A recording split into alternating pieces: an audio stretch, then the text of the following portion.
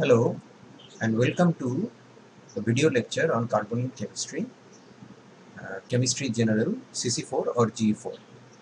এর আগের ভিডিও লেকচারে আমরা কার্বনিল কম্পাউন্ডের প্রিলিমিনারিজ এগুলো দেখছিলাম, তার স্ট্রাকচার এবং তার উপরে কী ধরনের রিয়াকশনস হতে পারে সেগুলোর একটা ইনিশিয়াল আইডিয়া আমরা নিচ্ছিলাম এবং সেখানে আমরা ডিসকাশন করছিলাম নিউক্লিওফিলিক অ্যাডিশন নিয়ে।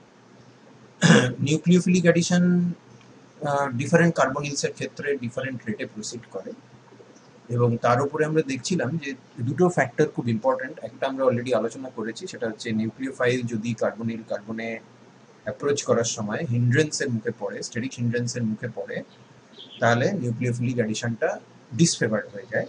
এবং তার এক্সাম্পল হিসেবে আমরা কতগুলো সিরিজ অফ কম্পাউন্ডস দেখেছি যেখানে কার্বনিল কার্বনের উপরে যদি আমরা আস্তে আস্তে বড় বড় গ্রুপ রাখতে থাকি, অর্থাৎ হাইড্রোজেনের জায়গায় মিথাইল, মিথাইলের জায়গায় ফিনাইল ইত্যাদি এরকম রাখতে থাকি, তো গ্র্যাজুয়ালি সেই সিরিজে from left to right nucleophilic অ্যাডিশনের রেট ডিক্রিজ করে। বিকজ একটা গিভেন নিউক্লিওফাইল ফর্মালডিহাইডের কার্বনিল কার্বনকে যতটা ইজিলি অ্যাপ্রোচ করতে পারে, বেঞ্জোফেননের কার্বনিল কার্বনকে ততটা পারে না। বিকজ হাইড্রোজেনের বদলে আমরা এখানে দুটো ফিনাইল রিং রেখেছি যাদের সাইজ অনেক বড়, এবং তার ফলে ওরা ইনকামিং নিউক্লিওফাইলকে স্টেরিক গ্রাউন্ডে বাধা দেয় এবং নিউক্লিওফাইল ওখানে ঢুকতে তার অসুবিধে হয়, অর্থাৎ রিয়াকশন রেটটা স্লো ডাউন করে। The second factor which is responsible to differentiate between the ease of nucleophilic attack for different carbonyl compounds সেটা হচ্ছে ইলেকট্রনিক এফেক্ট। এই ইলেকট্রনিক এফেক্ট যেটা, সেটাকে ব্যাখ্যা করতে গেলে আমরা ব্যাপারটাকে আগে একটু এইভাবে বুঝি যে নিউক্লিওফাইল ইলেকট্রন দেবে এবং কার্বনিল কম্পাউন্ডটা ইলেকট্রন নেবে। নিউক্লিওফাইল ইলেকট্রনটা দেবে একটা ফিল্ড অরবিটাল থেকে এবং একটা ভ্যাকেন্ট অরবিটালে সেই ইলেকট্রনটা যাবে।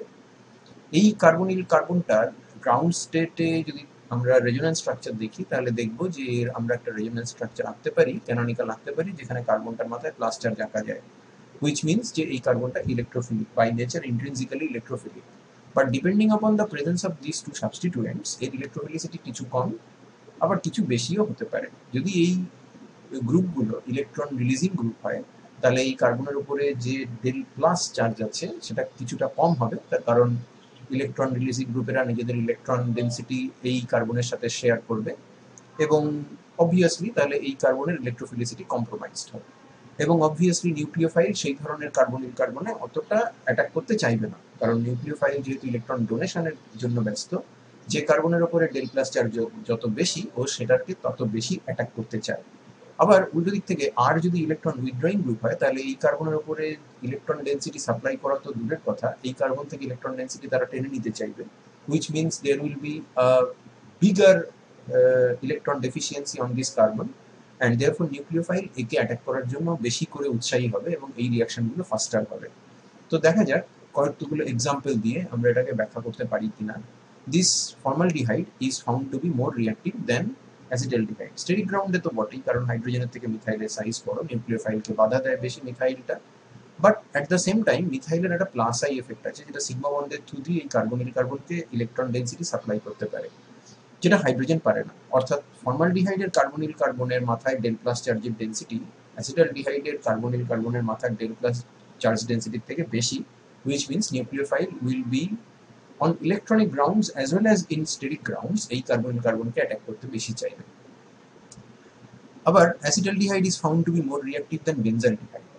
তার একটা কারণ অবভিয়াসলি স্টেরিক ক্রাউডিং ফিনাইলের মিথাইলের থেকে বেশি, বাট এগেন ফিনাইল রিং তার যে mobile set of pi electrons রয়েছে সেটাকে এই কার্বনিল কার্বনের দিকে পুশ করতে পারে, and I can draw a resonance structure where this carbon has actually given up the electron pair to the oxygen. অক্সিজেনের মাথায় মাইনাস গেছে, কিন্তু এই কার্বনের মাথায় কিন্তু প্লাস চার্জ আসেনি। প্লাস চার্জটা অ্যাজ ইফ গোটা বেঞ্জিন রিং জুড়ে ডিলোকালাইজড হয়ে রয়েছে। দ্যাট ইজ টু সে আমরা যদি এখান থেকে ইলেকট্রন পেয়ার সরাতাম তাহলে এখানে যে প্লাস চার্জ ডেভেলপ করতো সেটাকে ফিনাইল রিং স্টেবিলাইজ করছে, অর্থাৎ এইখানে যতটা প্লাস চার্জের অ্যাকুমুলেশন হওয়ার কথা ছিল সেটা কিন্তু ডিসপার্স হয়ে যাচ্ছে। একটাই প্লাস চার্জ, সেটাকে যদি ডিফারেন্ট সেন্টারের উপরে আমরা ডিসপার্স করে দিই তাহলে এই সেন্টারটার উপরে প্লাস চার্জের ডেন্সিটি কমে যাবে, নিউক্লিওফাইল অবভিয়াসলি আসতে চাইবে না। ঠিক একই কারণে আমরা যদি একটা মিথাইল একটা হাইড্রোজেনের বদলে দুটো মিথাইল রাখি, অর্থাৎ অ্যাসিটোন এবং ফর্মালডিহাইড অ্যাসিটালডিহাইড এদের মধ্যে তুলনা করি, তো অ্যাসিটোন অনেক বেশি রিয়াক্টিভ, অনেক কম রিয়াক্টিভ হবে, ফর্মালডিহাইড অনেক বেশি রিয়াক্টিভ হবে, কারণ স্টেরিক ক্রাউডিং এখানে বেশি।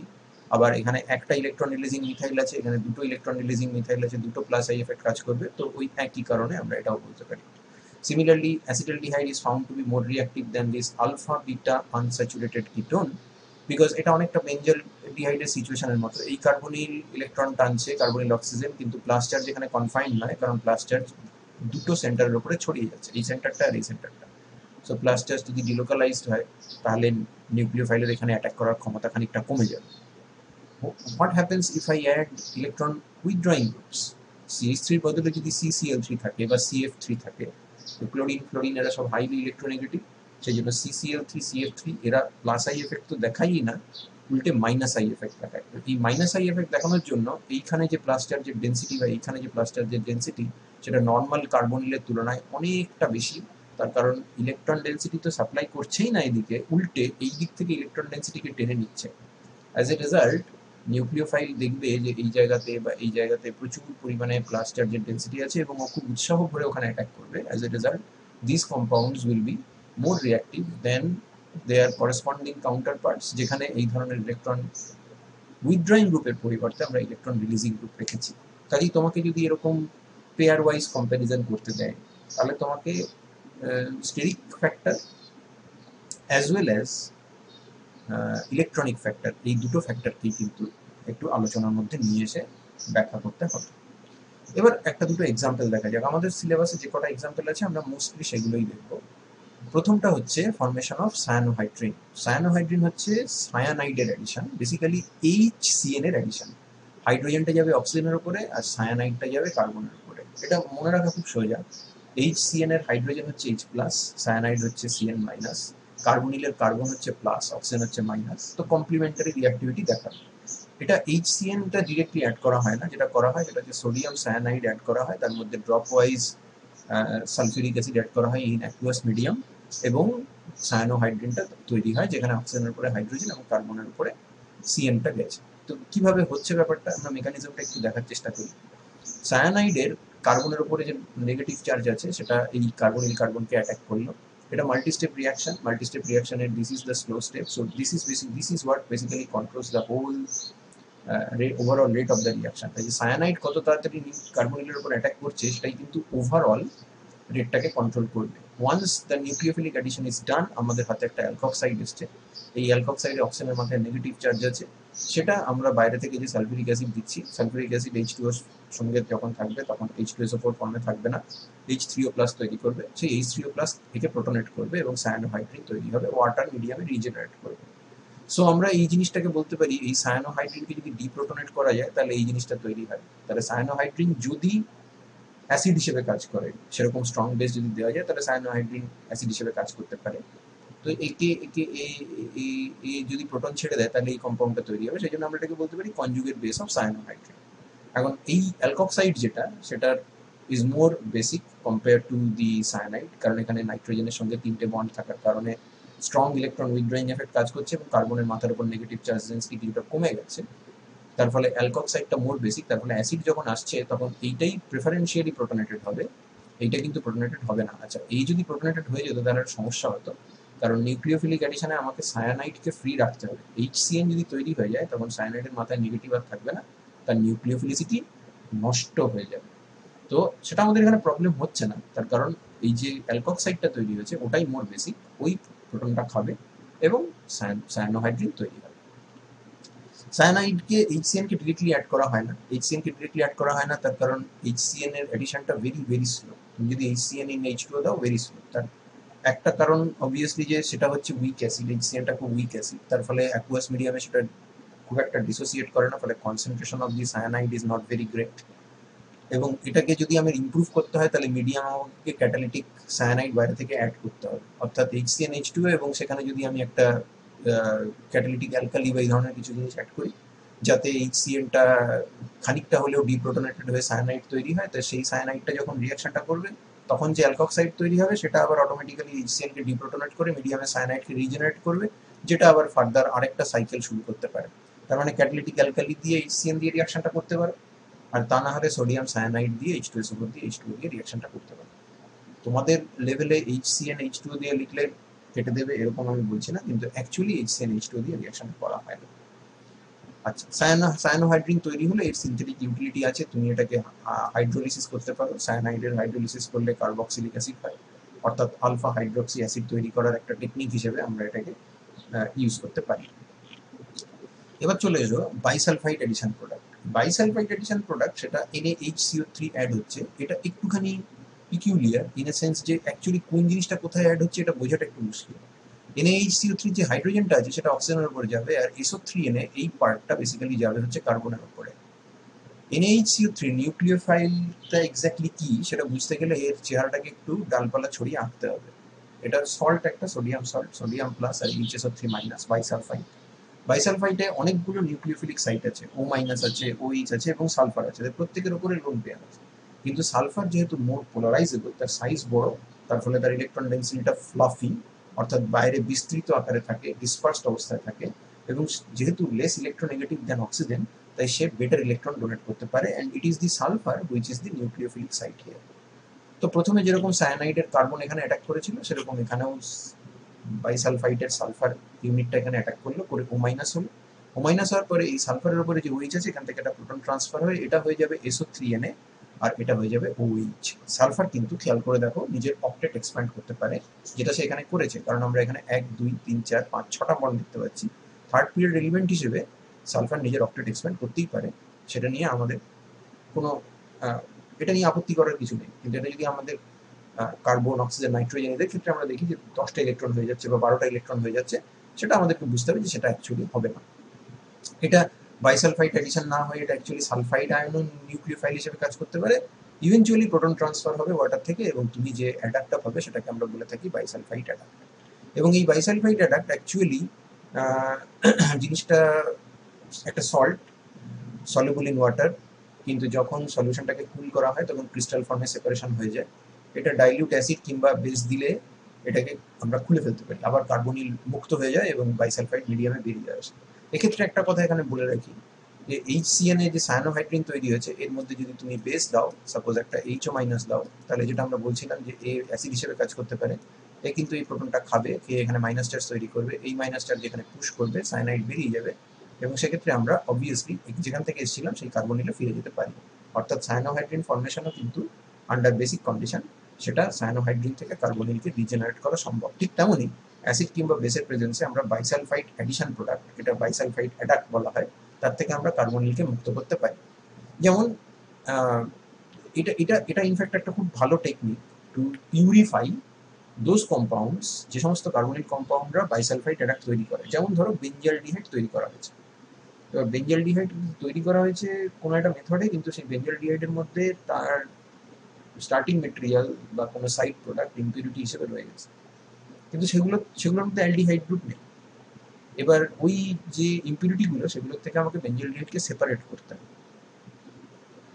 ইম্পিউরিটিগুলো আবার ওয়াটার ইনসলুবল। তাহলে আমি যদি বেঞ্জালডিহাইডকে কোনো একটা এমন কম্পাউন্ডে কনভার্ট করতে পারি যেটা ওয়াটার সলিউবল, তাহলে ওই ইম্পিউরিটিগুলো পড়ে থাকবে এবং বেঞ্জালডিহাইড তার ওই মডিফাইড ফর্মে অ্যাকুয়াস সলিউশনে চলে যাবে। ফিল্টার করে নেবো, ফিল্টারের বেঞ্জালডিহাইডটা সলিউশন ফর্মে থাকবে, এবং তারপরে সেই সলিউশন ফর্ম থেকে ওই অ্যাডাক্ট থেকে আমাকে বেঞ্জালডিহাইডকে রিকভার করতে হবে উইথ প্রপার টেকনিক। তো বাইসালফাইড অ্যাডাক্ট সেটা সলিউশন হতে পারে। এটা এই প্রবলেমটা সলিউশন হিসেবে আমরা বাইসালফাইড অ্যাডাক্ট ইউজ করতে পারি। এই বাইসালফাইড অ্যাডাক্ট যখন আমরা বেঞ্জালডিহাইডের সঙ্গে স্যাচুরেটেড অ্যাকুয়াস সলিউশন অফ বাইসালফাইডের রিয়াকশন করবো, তখন বাইসালফাইড অ্যাডাক্ট হবে, ক্রিস্টাল তৈরি হবে, সেপারেশন হবে, এবং সেই জিনিসটা জলে সলিউবল হয়ে বসে আছে, ইম্পিউরিটিগুলোকে ফিল্টার করে নিলাম। এবার এই অ্যাকুয়াস সলিউশনটাকে সাফিসিয়েন্টলি ঠান্ডা করলাম, কারণ বাইসালফাইড অ্যাডাক্ট ঠান্ডা হলে প্রেসিপিটেট পড়ে যায়, প্রেসিপিটেট পড়লো, সেটাকে আবার ফিল্টার করে আমরা রেসিডিউটাকে নিলাম। এই রেসিডিউটাকে যদি বাইকার্বনেট ওয়াটার দিয়ে ট্রিট করি, অ্যালকালি দিয়ে ট্রিট করি, তাহলে সেখান থেকে বেঞ্জালডিহাইড বেরিয়ে আসবে, যেটাকে আমরা লিকুইড ফর্মে ডিস্টিল করে বের করে নিতে পারবো। তো এইভাবে আমরা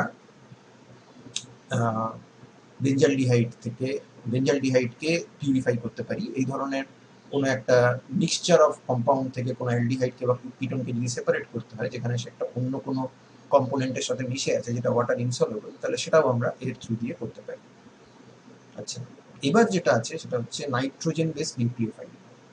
যখন আমরা কার্বনিলের সঙ্গে কোনো একটা প্রাইমারি অ্যামিন বা এই জাতীয় কোনো গ্রুপের রিয়াকশন করি, যে গ্রুপের উপরে NH2 এই ফ্র্যাগমেন্টটা আছে, তখন সেখানে একটা নিউক্লিওফিলিক এডিশন এলিমিনেশন রিয়াকশন হয়।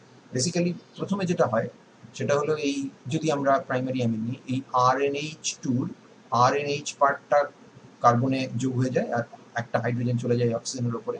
তাহলে এখানটায় এই কার্বনের উপরে আমরা একটা পেলাম একটা অ্যালকোহলিক OH, আর একটা পেলাম একটা RNH গ্রুপ, অর্থাৎ অ্যামিনও আছে অ্যালকোহলও আছে, এদেরকে বলা হয় অ্যামিনাল। এটা স্টেবল না।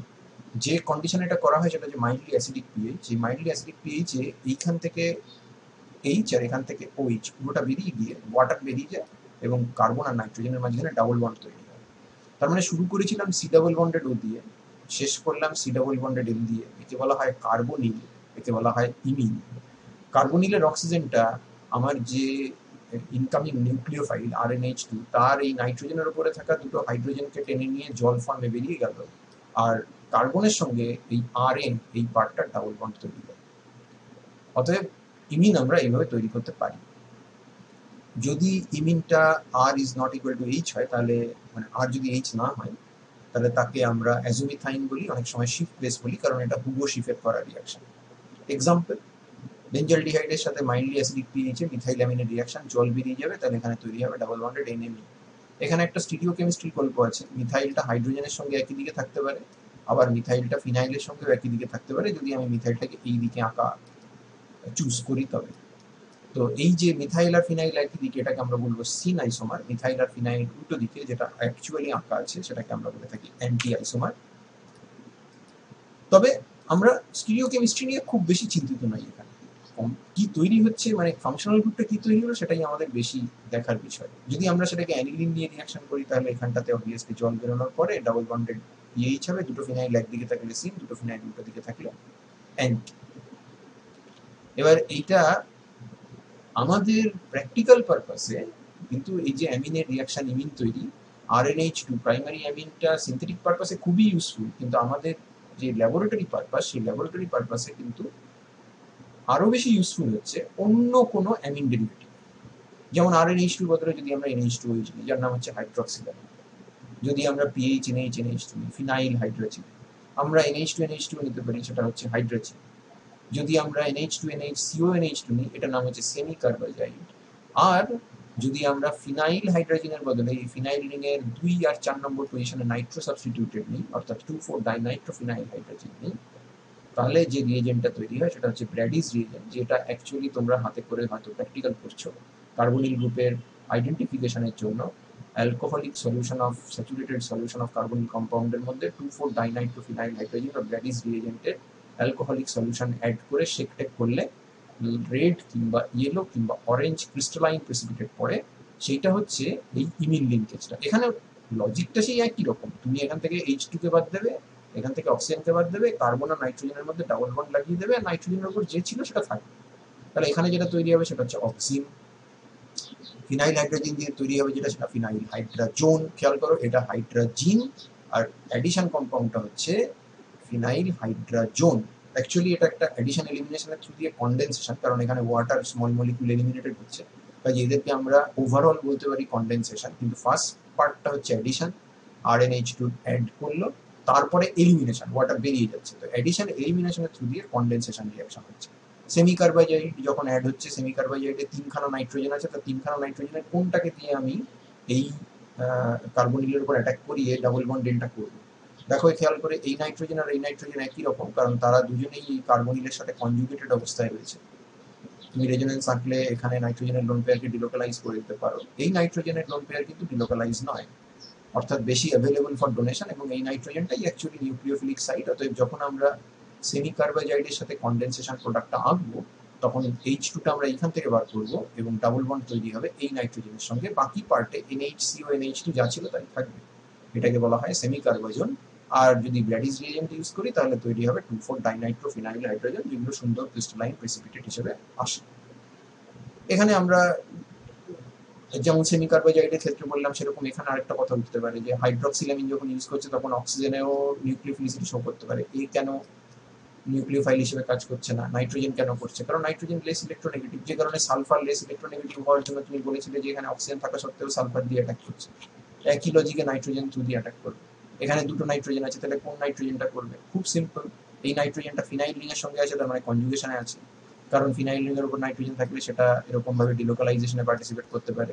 যদি অন্য কোনো নাইট্রোজেন না থাকে তাহলে এই নাইট্রোজেনটা বাধ্য হয়ে নিউক্লিওফাইল হিসেবে কাজ করবে, কিন্তু এখানে তো একটা পাশেই নাইট্রোজেন রয়েছে, এই নীল রঙের নাইট্রোজেনটা, সেটা কনজুগেটেড নয় ফিনাইলের সঙ্গে, অতএব সে অনেক বেশি available towards donation to an electrophile such as a carbonyl.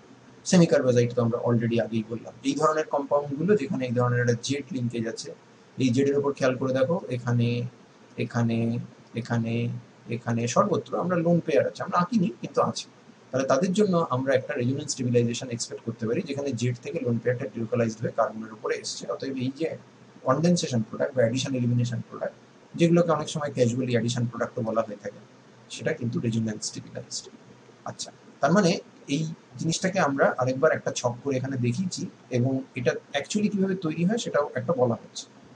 এই জিনিসগুলো সাধারণত এই ফিনাইল হাইড্রোজিন, হাইড্রক্সিলামিন, সেমিকার্বাজাইড যাই নাও, সেগুলো কিন্তু একটা হাইড্রোক্লোরাইড সল্ট ফর্মে থাকে, অর্থাৎ এটা pH NH NH3 plus Cl minus, NH3OH নাইট্রোজেনের মাথায় plus Cl minus, NH3 plus Cl minus NHCO NH2, এই ফর্মে থাকে, হাইড্রোক্লোরাইড সল্ট ফর্মে থাকে।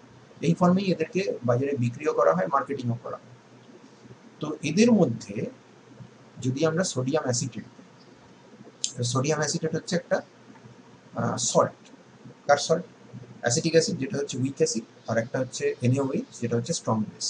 তো উইক অ্যাসিড আর স্ট্রং বেসের মধ্যে যখন রিয়াকশন হয় তখন সোডিয়াম অ্যাসিটেট তৈরি হয়, কিন্তু মিডিয়ামে সোডিয়াম অ্যাসিটেটকে দিলে, জল যদি থাকে তাহলে সোডিয়াম অ্যাসিটেট হাইড্রোলাইজড হয়ে অ্যাসিটিক অ্যাসিড আর NaOH তৈরি করে। তার মানে মিডিয়ামটা কিন্তু খানিকটা হলেও একটু অ্যালকালাইন হবে। এবার মিডিয়ামে আবার অ্যাট দ্য সেম টাইম তুমি ZnH3 প্লাস রেখেছো, যেটা প্রোটন দিতে পারে। তার মানে এইখানে যে অ্যাসিটেট আয়নটা বেরিয়ে এসছে, এই অ্যাসিটেট আয়নটা কিন্তু আবার এই প্রোটনটাকে খেতে পারে এবং অ্যাসিটিক অ্যাসিড তৈরি করতে পারে। অতএব এইখানে একটা সোডিয়াম অ্যাসিটেট, অ্যাসিটিক অ্যাসিড, এইরকম একটা বাফার তৈরি হয়, কারণ মিডিয়ামে সোডিয়াম অ্যাসিটেট দিলে NaOH বেরোচ্ছে, সেই NaOH এখান থেকে H প্লাসকে খেয়ে নিজে ওয়াটার হয়ে যাচ্ছে, মিডিয়ামে খানিকটা অ্যাসিটিক অ্যাসিড আছে, মিডিয়ামে সোডিয়াম অ্যাসিটেটও আছে, একটা বাফার সিচুয়েশন, যেখানে পিএইচটা, যেটা আমাদের দরকার ছিল, মাইল্ডলি অ্যাসিডিক পিএইচ আমাদের দরকার, সেই মাইল্ডলি অ্যাসিডিক পিএইচটা এখানে মেনটেন। তো যাই হোক, আমরা এইভাবে মনে রাখবো যে হাইড্রোক্লোরাইড সল্ট ফর্মে দেওয়া হয়েছে, সেই হাইড্রোক্লোরাইড সল্টকে মুক্ত করে, এই যে নাইট্রোজেন, এর মাথায় তো কোনো লোন পেয়ার নেই, এখান থেকে H প্লাসকে না ছাড়লে এই নিউক্লিওফাইল হিসেবে কাজ করতে পারবে না, তো তাকে মুক্ত করার জন্য আমরা সোডিয়াম অ্যাসিটেট ইন ওয়াটার দিয়েছি, কার্বনিলকে অ্যালকোহলে নেওয়া হয়েছে, এবং তার ফলে মিডিয়ামে ইনসিটু, ইনসিটু মানে হচ্ছে মিডিয়ামের ভেতরেই হচ্ছে, ZnH2 লিবারেট করছে, মাইল্ডলি অ্যাসিডিক পিএইচ মেনটেন করা হচ্ছে উইথ দ্য বাফার অ্যাকশন, এবং আমাদের এখানে C ডাবল বন্ডেড এই লিঙ্কেজটা তৈরি হলো। যেমন 2,4-DNP তৈরি হয়, 2,4-DNP তৈরি করার সময় আমরা কিন্তু যে ব্র্যাডিস রিএজেন্টে দিই, তার মধ্যে ক্যাটালিটিক সালফিউরিক অ্যাসিড দেওয়া থাকে, ওটা পুরোপুরি অ্যালকোহলের সলিউশন, অ্যানহাইড্রাস অ্যালকোহলের সলিউশন, কিন্তু তার মধ্যে ছোট্ট একটু 2-4 ফোঁটা ক্যাটালিটিক সালফিউরিক অ্যাসিড দেওয়া থাকে। এই সালফিউরিক অ্যাসিডটা দেওয়া না থাকলে এই অ্যাডিশন রিয়াকশনটা হওয়ার পরে এখান থেকে জলটা বেরোতে পারে না। আমরা ডিটেল মেকানিজমের মধ্যে যেতে পারবো না, সেগুলো অনার্স কোর্সের জন্য রিজার্ভ রয়েছে, কিন্তু টেক ইট ফ্রম মি, এই OH কে যদি বার করতে হয় তাহলে এখানে আমাকে OH কে প্রোটনেশন করতে হবে, যদি প্রোটনেশন করতে হয় তাহলে মিডিয়াম অ্যাসিডিক অ্যাসিড দরকার, ওই জন্য মাইল্ডলি অ্যাসিডিক পিএইচ দরকার আমার। যদি আমরা খুব বেশি অ্যাসিড নিই তাহলে প্রবলেম হয়ে যাবে, কারণ খুব বেশি যদি অ্যাসিড নিই তাহলে এই যে নাইট্রোজেন নিউক্লিওফাইল, সেটা RnH3 প্লাস ফর্মে থাকবে, সেটা ফ্রি RnH2 থাকবে না, ফ্রি RnH2 না থাকলে নাইট্রোজেনের উপর লোন পেয়ার থাকবে না, লোন পেয়ার না থাকলে নিউক্লিওফিলিক অ্যাটাক সম্ভব হবে না, অর্থাৎ অ্যাসিডিটি খুব কমানো যাবে না, আবার অ্যাসিডিটি একদম রাখবো না সেটাও হবে না, অর্থাৎ আমাকে একটা কম্প্রোমাইজ করতে হবে। তো যেটা আমি বলছিলাম যে এইগুলো করে আমাদের কি লাভটা কি, এগুলো করে আমাদের লাভটা কি? লাভটা হচ্ছে, যেরকম আমরা কার্বনিল আছে কিনা এটা ধরতে পারি কোয়ালিটেটিভ অ্যানালিসিসে, সেরকম কম্পাউন্ডের সিলেকশন, মানে কম্পাউন্ডটা কি কম্পাউন্ড তাকে আইডেন্টিফাই করার জন্য আমরা এটাকে কাজে লাগাতে পারি। যেমন ধরো আমরা যদি বলি যে এই কম্পাউন্ডটা আর এই কম্পাউন্ডটা দুটো isomeric, alpha beta unsaturated carbonyl compound, একটা হচ্ছে এটা যদি 2 নম্বর কার্বন হয় তাহলে এটা 6 মিথাইল, আর এটা হচ্ছে 2 নম্বর কার্বন, তারপর 2 মিথাইল, দুটো অনেকটা একই রকম দেখতে, এবং এদের বয়লিং পয়েন্ট খুব কাছে, একটা 69 থেকে 71 আর একটা 69 থেকে 70, অতএব আমরা যে অ্যাপারেটাসে বয়লিং পয়েন্ট মাপি তাতে এদের মধ্যে ডিফারেন্স করা অসম্ভব। এবার এদের যদি আমি সেমিকার্বাইজন ডেরিভেটিভ তৈরি করি তাহলে তাদের একটা মেল্টিং পয়েন্ট হচ্ছে, অর্থাৎ সেমিকার্বাইজাইড হাইড্রোক্লোরাইডের সাথে রিঅ্যাকশন করিয়ে, এর সাথে রিঅ্যাকশন করিয়ে সোডিয়াম অ্যাসিটেট মিডিয়ামে একটা সেমিকার্বাইজন 177-78 মেল্ট করে, আর একটা 207 থেকে 208 মেল্ট করে। আর যদি আমি 2,4-DNP বানাই তাহলে 2,4-DNP একটার মেল্ট করে হচ্ছে 162 থেকে 164, আরেকটার 2,4-DNP মেল্ট করে 207 থেকে 208।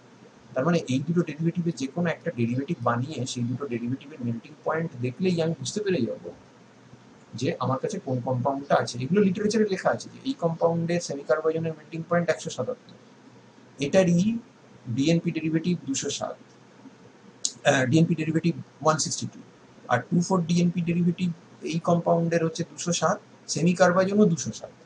তার মানে আমি জাস্ট এই লিটারেচার ভ্যালু থেকে আমার কাছে ধরো একটা কম্পাউন্ড আছে সি, এবার তার নেচারটা আমি বুঝতে পারছি না, সেটাকে অ্যানালিসিস করে মনে হচ্ছে সেটা এটাও হতে পারে, আবার সেটা এটাও হতে পারে। বয়েলিং পয়েন্ট মেপেছি, তাতে দেখা যাচ্ছে যে এদের বয়েলিং পয়েন্ট যেহেতু খুব কাছাকাছি, কোনটার কি বুঝতে পারছি না। তো আমি কি করবো, সি থেকে সিম্পলি একটা সেমিকার্বাজন বানাবো। এই সির সেমিকার্বাজনটাকে বানিয়ে তাকে ক্রিস্টালাইজ করবো, পিউরিফাই করবো, এবার তার একটা মেল্টিং পয়েন্ট নোট করবো। মেল্টিং পয়েন্ট যদি 177-78 এই রেঞ্জে আসে তাহলে কম্পাউন্ড এ, মেল্টিং পয়েন্ট যদি 207-208 রেঞ্জে আসে তাহলে এটা compound B. As simple as.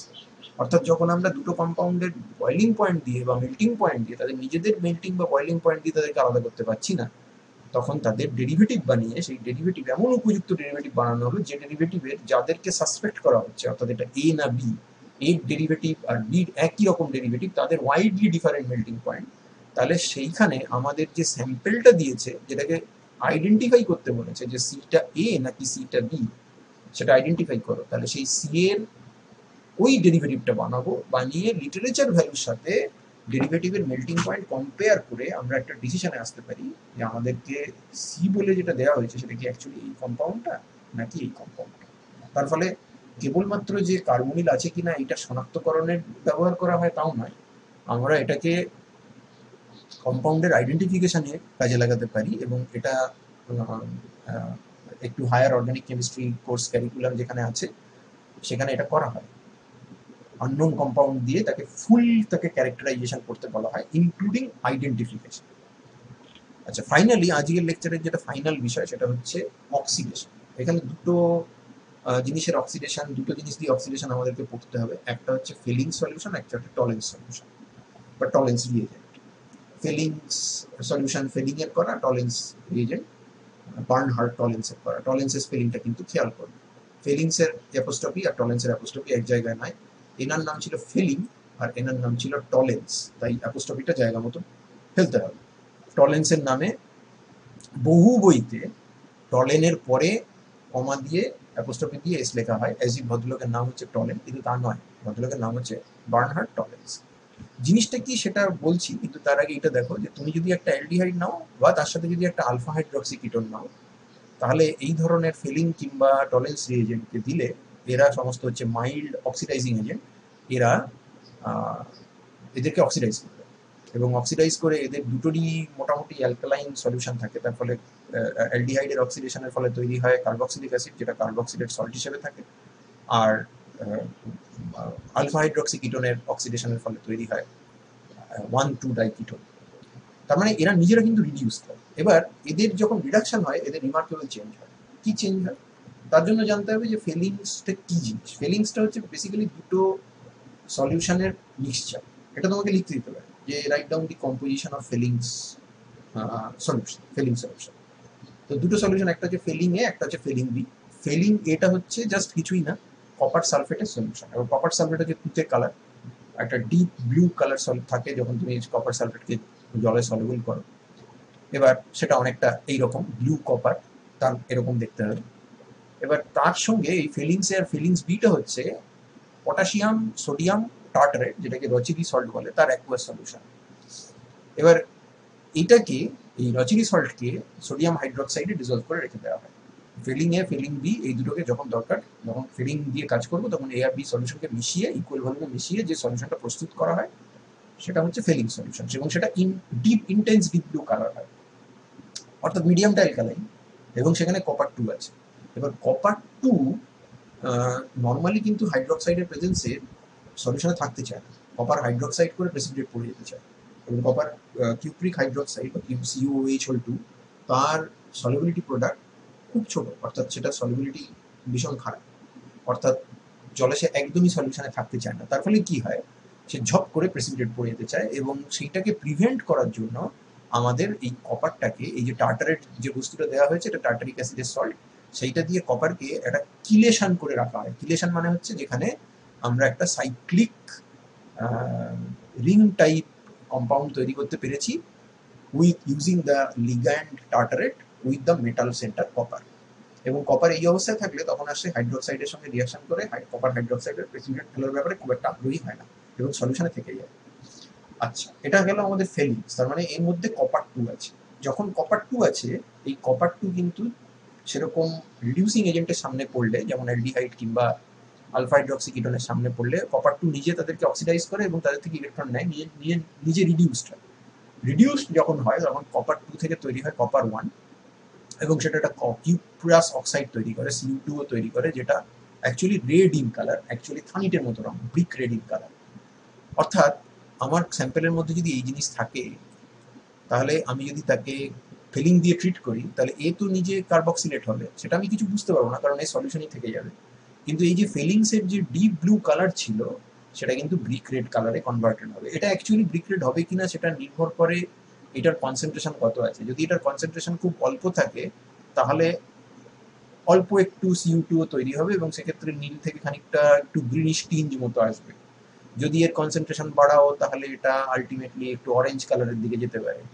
যদি এর কনসেন্ট্রেশন অনেকটা বেশি থাকে, তখন একেবারে পুরোপুরি নীল থেকে লাল হয়ে যাবে, সেটা তুমি দেখতে পাবে। এগুলো সাধারণত কার্বোহাইড্রেটদের শনাক্তকরণের জন্য ইউজ করা হয়, কারণ কার্বোহাইড্রেটদের মধ্যে এই ধরনের অ্যালডিহাইড ফাংশনালিটি থাকে, কারণ তারা হচ্ছে পলিহাইড্রক্সি অ্যালডিহাইড বা ketone. So they are also aldehyde as well as alpha hydroxy aldehyde বা আলফা হাইড্রক্সি কিটোনস। তো ফিলিং সলিউশন খুব জনপ্রিয় কার্বোহাইড্রেটদেরকে আইডেন্টিফাই করার জন্য। সেখানে এখানে যেটা আমি দেখিয়েছি, এটা হচ্ছে the increasing concentration of the carbohydrate. You can think in terms of the increasing concentration of the aldehyde. যত কনসেন্ট্রেশন বাড়ছে, এই টেস্ট টিউবে কিছুই নেই, এই টেস্ট টিউবে অল্প একটুখানি অ্যালডিহাইড দিয়েছি, এখানে আরেকটু বেশি দিয়েছি, এখানে অনেকটা দিয়েছি, তো তার ফলে ট্রান্সফরমেশনগুলো তুমি বুঝতে পারছো যে কীভাবে চেঞ্জটা হবে। এবং এইটা খুব স্টার্কলি চেঞ্জ হয় ব্লু থেকে রেড, যেটা যদি সাফিসিয়েন্ট অ্যামাউন্ট অফ অ্যানালাইট দেওয়া থাকে, অর্থাৎ অ্যালডিহাইডটা যদি সেই পরিমাণে দেওয়া থাকে। What about Tollens reagent? Tollens রিয়েজেন্টটা ফিলিংসের থেকেও বেশি ইউজ করি আমরা। ফিলিংস প্রায় ব্যবহার করিই না। টলেন্স রিয়েজেন্টটা হচ্ছে বেসিক্যালি অ্যামোনিয়াকাল সিলভার নাইট্রেট। এটা তোমাকে লিখতে দেবে যে টলেন্স রিয়েজেন্ট কি জিনিস, তার কিভাবে তৈরি হয়, ইকুয়েশন লেখো, জানতে চাইতে পারে। তো এটা হচ্ছে alkaline solution of silver ammonium complex. তো কি করে এটাকে ফ্রেশলি তৈরি করতে হয়, তার কারণ টলেন্স রিয়েজেন্টকে বানিয়ে রেখে দিলে সেটা অ্যাকচুয়ালি তার ভেতরে নানা রকম ট্রান্সফরমেশন হয় এবং সেখানে একটা এক্সপ্লোসিভ মেটেরিয়াল তৈরি হয়, যেটা শক সেন্সিটিভ। অতএব টলেন্স রিয়েজেন্টকে কখনো বানিয়ে ল্যাবরেটরিতে রাখতে নেই, এটাকে ইউজ করে, মানে বানানোর পর সঙ্গে সঙ্গে ইউজ করে ফেলতে হয়, স্টোর করার নিয়ম নেই। কি করে অ্যাকুয়া সিলভার নাইট্রেট সলিউশন নেই, অ্যাকুয়া সলিউশন, তার মধ্যে কয়েক ফোঁটা সোডিয়াম হাইড্রোক্সাইডের সলিউশন দিয়ে দেয়, দিলেই সেখানে একটা ব্ল্যাক সিলভার অক্সাইডে প্রেসিপিটেট করে। ব্ল্যাক ঠিক নয়, মানে একটা ব্রাউনিশ কালারের প্রেসিপিটেট করে।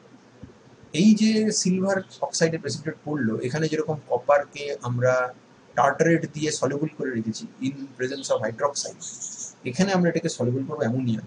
এর মধ্যে আমরা বাইরে থেকে অ্যামোনিয়াম হাইড্রোক্সাইড যদি ফোঁটা ফোঁটা করে অ্যাড করি, শেক করি, দেখবো ওই যে গ্রে ব্রাউন প্রেসিপিটেটটা ছিল, ব্রাউন প্রেসিপিটেট ডিজলভ করে গেলো, ক্লিয়ার সলিউশন হয়ে গেল। এই জিনিসটাই হচ্ছে actually Tollens reagent, silver amine complex. তো এখানে সিলভার প্লাস আছে, সিলভার প্লাস নিজে কিন্তু একটা oxidising agent, mild oxidising agent. তো তাহলে এই ধরনের আলফা হাইড্রোক্সি কিটোন বা অ্যালডিহাইড বা শুধু অ্যালডিহাইডকে যদি পায়, তাদেরকে অক্সিডাইজ করে দেবে, নিজে কি হবে, নিজে রিডিউসড হবে।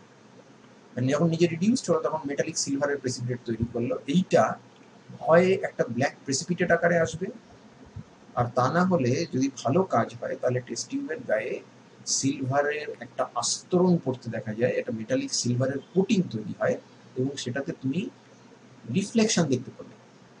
সেখানে তুমি একটা হাতের আঙুল যদিও সামনে নিয়ে যাও, তাহলে আঙুলটা রিফ্লেকশন দেখতে পাবে। যদিও যেহেতু এর সারফেসটা বেঁকানো, ফ্ল্যাট সারফেস তো নয়, সেই জন্য যে ইমেজটা তৈরি হবে সেটা ডিস্টর্টেড, কিন্তু ইমেজ একটা তৈরি হবে, অর্থাৎ একটা সিলভার মিরর তৈরি হবে। এটা কখন হবে? যদি আমার স্যাম্পেলের মধ্যে অ্যালডিহাইড কিংবা আলফা হাইড্রক্সি কিটোন বা আলফা হাইড্রক্সি অ্যালডিহাইড থাকে। অর্থাৎ শুধু টলেন্স রিয়েজেন্টে কিছুই তুমি দেখতে পাবে না, সেটা ক্লিয়ার একটা সলিউশন জলের মতো। তার মধ্যে যদি তুমি তোমার স্যাম্পেল অ্যাড করো এবং তারপর যদি সেটাকে একটু গরম করো, যদি সেই স্যাম্পেলের মধ্যে ইজিলি অক্সিডাইজেবল গ্রুপস লাইক অ্যালডিহাইড অথবা আলফা হাইড্রক্সি কিটোনস এরকম কেউ থাকে, তাহলে টলেন্স রিয়েজেন্ট তাকে অক্সিডাইজ করে নিজে রিডিউসড হবে এবং আইদার এই ধরনের ব্ল্যাক প্রেসিপিটেট তৈরি করবে কিংবা সিলভার মিরর তৈরি করবে। তো এই দুটো রিয়াকশন, এই দুটো অক্সিডেশন রিয়াকশন আমাদের সিলেবাসে আছে। তো আমরা এই দুটোই পড়লাম। এর ছাড়াও এর বাইরেও বেনেডিক্টের রিয়েজেন্ট আছে, বেনেডিক্টস রিয়েজেন্ট যেটা দিয়ে, সেটাও বেসিক্যালি কপার 2 বেস রিয়েজেন্ট, কিন্তু সেটা আমাদের দরকার নেই কারণ সেটা আমাদের সিলেবাসে নেই। So hopefully you have enjoyed this lecture and the matter that is discussed here. Listen to this video lecture time and again. Jodi kotao kono confusion thake, please clear it up with me in class and follow the study material. I thank you for your patience and I will be seeing you in the next one.